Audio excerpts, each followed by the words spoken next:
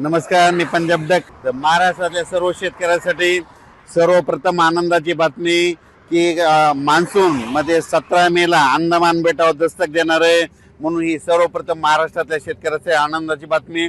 17 मेला जर मान्सून अंदमान दस्तक दिल्याच्या नंतर ते काय होणार आहे, 26, 25, 26, 27च्या दरम्यान 27, 28च्या दरम्यान तो केरळ दाखल होईल आणि तिथून पुढचा प्रवास होईल. म्हणजे असं करत करत जूनच्या पहिल्या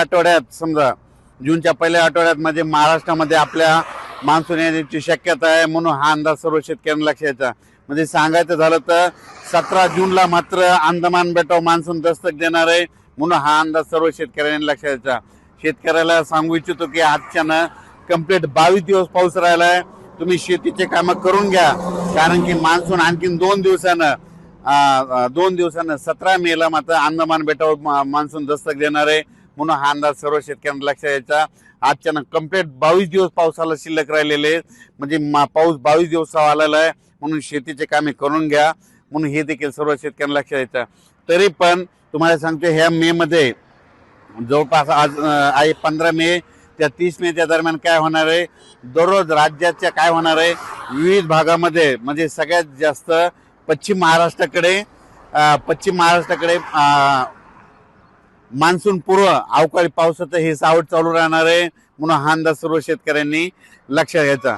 म्हणजे सांगायचं झालं तर म्हणजे हे पश्चिम महाराष्ट्राकडे म्हणजे सातारा जिल्हा, सांगली जिल्हा, सोलापूर जिल्हा, कोल्हापूर जिल्हा, पुणे जिल्हा आणि घाटमाता ह्या परिसरामध्ये चांगलं म्हणजे आज 20 मेच्या नंतर दररोज पावसाला म्हणजे मान्सून पूर्व पावसाला सुरुवात होणार आहे, अवकाळी पावसाला सुरुवात होणार आहे. म्हणून हा अंदाज लक्षात. हा पाऊस राज्यभर सगळीकडे पडणार नाही, मात्र पश्चिम महाराष्ट्राकडे मध्ये काही जिल्ह्यामध्ये जरा जास्त पडणार आहे.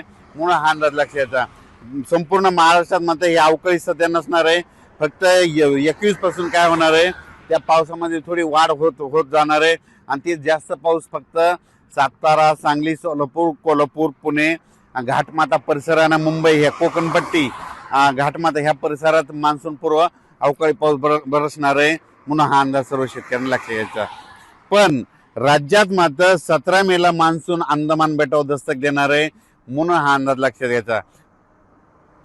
20 मेच्या नंतर ते 30 मेच्या दरम्यान राज्यामध्ये काय होईल, काही भागामध्ये मान्सून पूर्व पाऊस सुरू होईल.